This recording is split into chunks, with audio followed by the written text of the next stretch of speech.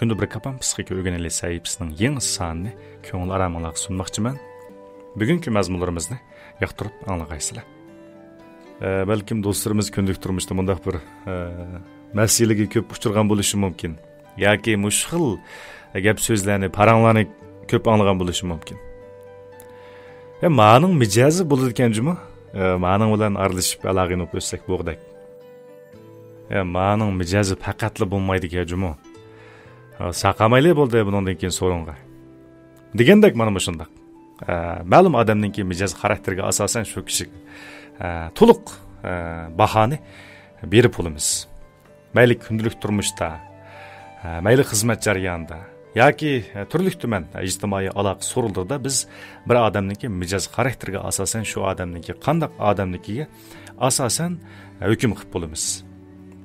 Bir адамныңки мижаз характері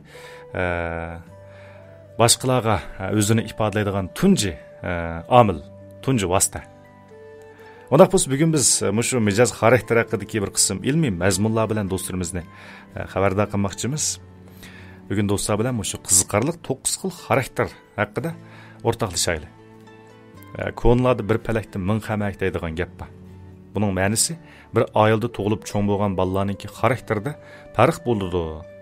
Bəziləri uruş jedalını yaxşı görüdü. Yəni bəziləri tiniş, xatircamlıqni yaxşı görüdü. Yana bəzilərinin micazı qopal, uruşqaq bolsa, yana bəzilərinin micazı mulayim, aq köngül boludu. Bəziləri iş qılğanda çoğ işlərə qarab, kiçik işlərə sal qaraydı.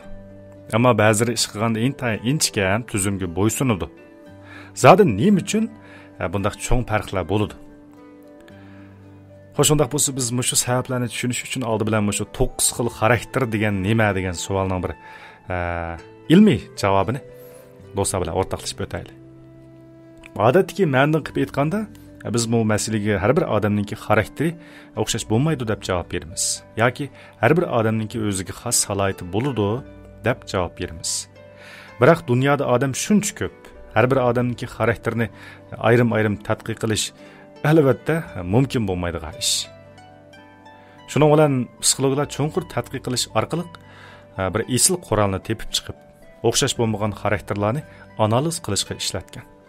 Onundan boshqa kishilarningki ko'z tutish iqtidorini chiniqtirib, unumlik ilgarilishiga turtki bo'lgan.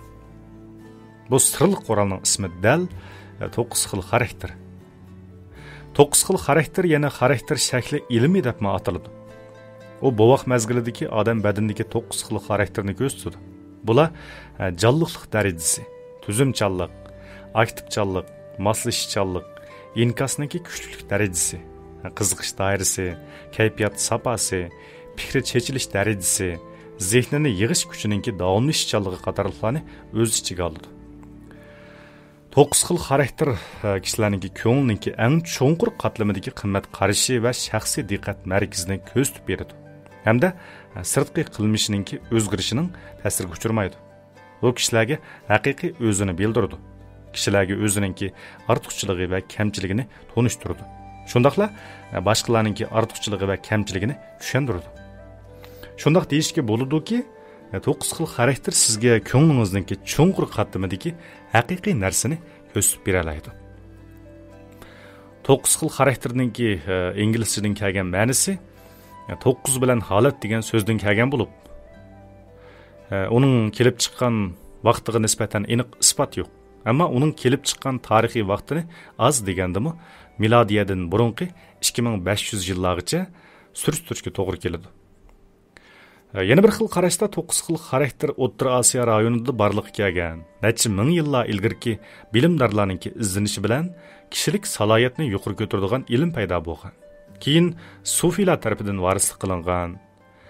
Bir qadimki ilm bo'lish sifati bilan faqat darsxonadagi o'qituvchilarla o'quvchilarning zehnini etish uchun qo'llanib, necha ming yillardan buyon yo'shrin tarqalib kelgan. Ammo uning ham sirliq bo'lishi ham keng tarqalishidagi sabab o'limalardan psixikalik qiyinchiliklarga maslahat so'rab kelganlarning hammasi qoyil qilarlik javobga erishgan.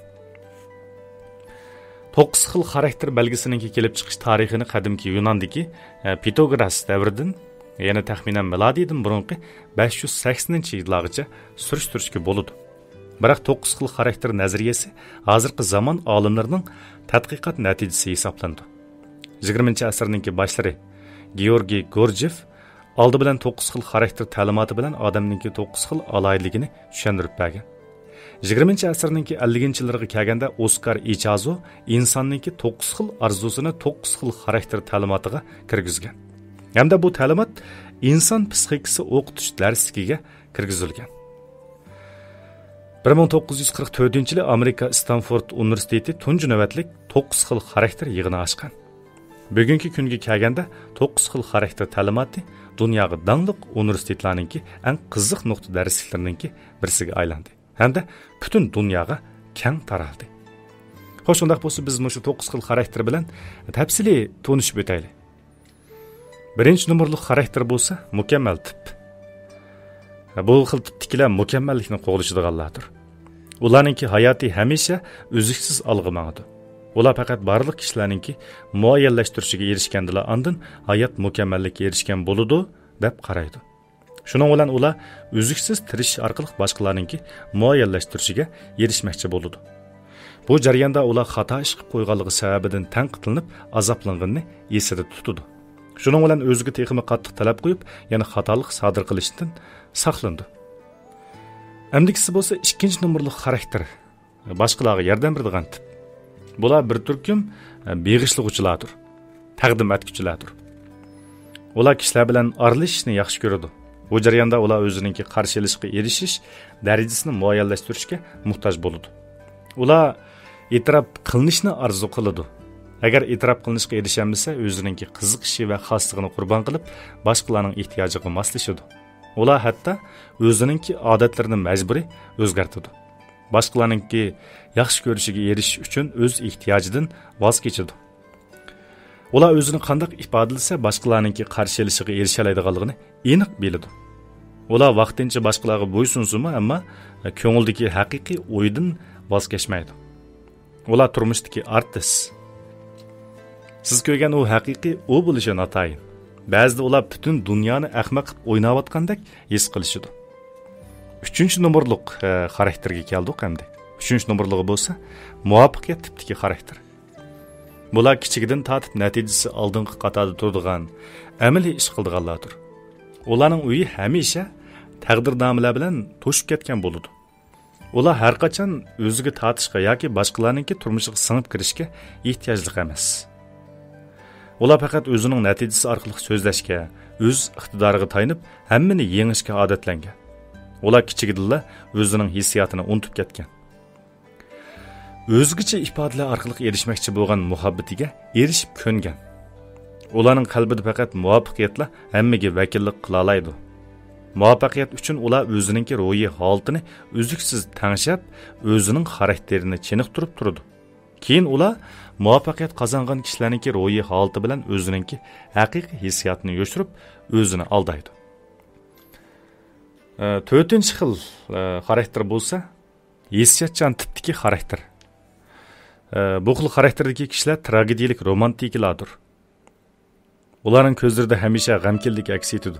Kuz faslidagi to'kilayotgan yo'pirmoqlar uchun yosh to'kidi, yo'qolgan go'zallik uchun azoblandi. Ularning hayoti dramatik hissiyotga to'lgan bo'lib, mayli qanday natija bo'lsin, hamon ularni ich-ichidan xushal qilolmaydi. Ular hamisha bir xil yiroqdagi, yo'qolgan yoki kelgusidagi muhabbatni orzu qilishadi. Faqat mushu muhabbatlar baxt elib keladi deb o'ylaydi. Ularning hayotida eng ko'p ishlatadigan so'z agar degan so'z. Ularningki diqqat nazarini mushu so'z aytib qo'yib, faqat o'zining hissiyotiga ko'ngil bo'ladigan qilib qo'ygan. 5-nomerli xarakter bo'lsa, o'ychan tipdagi xarakter. Bu xil xarakterdagi kishilar aql farosat tipidagi ko'zatkichilardir. Ularningki aqliga tayindigan vaqti ko'p, hissiyotiga tayindigan vaqti ozroq bo'ladi. Ular uyda turishni, xuddi dunyodan aloqasini uzgandek telefonga olmay o'tishni yaxshi ko'radi. Boshqalar aktivlik bilan ularning yeniga kelganda ular parvo qilmaydi. Ularning qalbi xuddi mustahkam qo'rg'onga o'xshaydi. Osonlikcha tajovuz qilib kirgili bo'lmaydi. Ular xuddi kichik vaqtida maxfiyatlikni o'g'irga bergan boladek ko'nglida intayin ehtiyot qiladi. boshqalarga bahona bo'lishdan saqlanish uchun o'zininki ehtiyojini amalba eng to'van chekka tushirdi. Ular hamisha ijtimoiy munosabatdan xoli yashaydi. Chunki boshqalarda umid paydo qilib qo'yib, besim kelib chiqishni xohlamaydi. Ular boshqalarga qo'shilmagan holatni yaxshi ko'radi.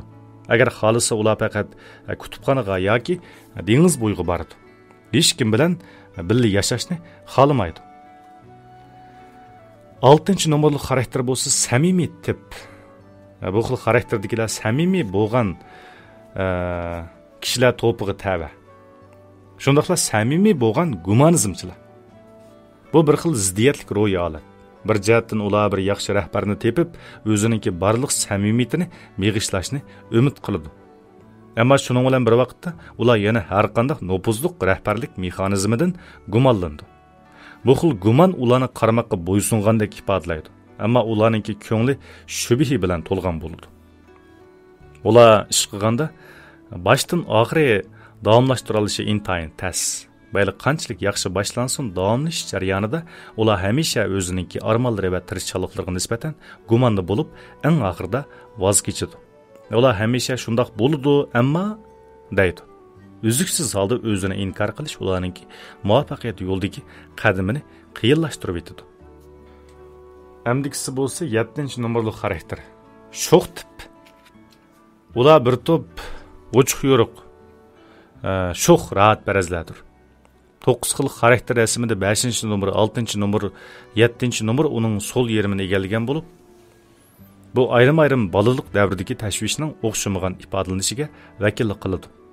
5-nomerlik va 6-nomerlik xarakterga o'xshamaydigani shuki, 7-nomerlik xarakterdagilar u tashvishlarga pisand qilmaydi. Ular qarshi tarafni tirishib, jalb qilishni yaxshi ko'radi, xushallik bilan jiddiylikni yo'qotishni umid qiladi. Ular mangu andish qilmaydi. Boshqalarga ochiq va sho'x ta'sir beradi. Ular dunyodagi eng umidvor dunyo qarshiga ega. Kelgusiga nisbatan to'liq ishonchga to'lgan. Eng rozi bo'lg'dak turmushga erishishni umid qiladi. 8-nomerlik xarakter tipi bo'lsa, rahbar tipi. Bu xil xarakterdagilar rahbarlik iqtidoriga ega qo'g'duvchilar bo'lib, ularningki balliq davri urush jadal bilan to'lgan. G'alba qilg'uchi podshoh bo'ladigan, mag'lub bo'lg'uchi tugishadigan holat. Ularga o'zini qo'g'dashni o'rgatgan hamda cho'qim g'alba qilg'uchi bo'lish irodasiga keltirgan. Ular to'qinishda chekinmaydi. Aksicha ular o'zini haqiqiy qahramon deb tasavvur qiladi. Atrofidagi odamlar yaralansa ularni qo'g'daydi. Ularningki butun hayotida diqqat nazarni tashqi dunyoga qaratib, jazolanishga tegishli odamlarni izlaydi. Biroq har qanday odam xatolik o'tkazadi. Hammasi xatolikka javobgar bo'lishi kerakligidak amaliyot ularni vayron qiladi. Eng oxirgisi hamda 9-nomerli xarakter tinish tip. Bu xil xarakterdagi kishilar tinish tipdagi murassallashtiruvchi. Ular kichigidan tortib hech nimaga pisand qilmaydi. O'zini unutishni, xo'shal yurishni o'rgangan. Ular hamisha o'ttirda turib ko'p tarafdagi fikrlarni anglaydi. Biroq o'z fikrininki nemaligiga ko'ngil bo'lmaydi. Boshqalarning ehtiyojini hamisha o'zining ehtiyojidan yuqori o'rinda qo'ydi. Uzoq mazgil mushundaq bo'lganlikdan ular o'zini mas qilishni o'rgangan. O'zining kimligini unutgan. Ularningki vaqti qancha ko'p bo'lgan sira ularningki qilgan ishlari aksicha shuncha oz bo'ladi. Chunki ularningki diqqat nazari asalli muhim bo'lmagan ishlarga egib ketgan bo'ladi. Ularning hayotida yo'q deyish intayin tas bir ish. Boshqalarni rad qilish o'zininki rad qilinishiga uchrashidan tasbilindi. Shunga ular boshlang'ich ma'qul bo'lishni o'rgangan. Albatta biz o'zimizningki har xil xarakter mijozlarimiz orqali mavjudlik tuyg'usiga erisha olamiz. Undaq bo'lsa, mavjudlikning ma'nosi zodi nima? 9 xil xarakter nazariyasi bizning xarakter tipimizni bilishimizga yordam qiladi. Agar biz xarakter farqini bilsak, nihoyatda osonlik ishlarni turlarga ayirib, ham bu turlarningki alayligini kengaytib, texmi aniq tushuna olamiz. 9 xil xarakter sistemasininki sirliq yeri shuki, u o'zimizni tunib, qalbimizningki cho'nqur qatlamlaridagi haqiqiy o'zimizni qezib chiqishimizga, turmushimizga ta'sir ko'rsatayotgan xarakter shaklimizningki yiltizini aniqlab, eng oxirida haqiqiy o'zimizga aylanishimizga yordam beradi. Xo'sh do'stlar, bugungi mazmunlarimizdan balkim nurg'un do'stlarimiz 9 xil xarakter ta'limotininki ma'nosini yaxshi tushunib oldi.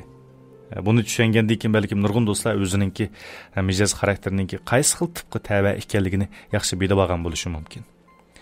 Dunyoda odamninki o'zini tushunishidanmi tasviri ish bo'lmasligi mumkin.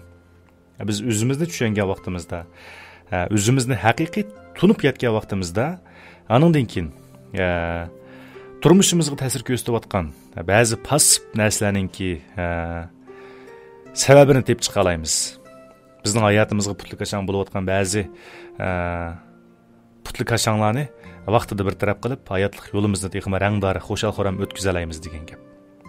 Bo'ldi undaq bo'lsa, atki mazmunlarda sirdoshlikcha tininglarga saqlik, kashlik uyqonlarga rahatlik tilayman. Xayr.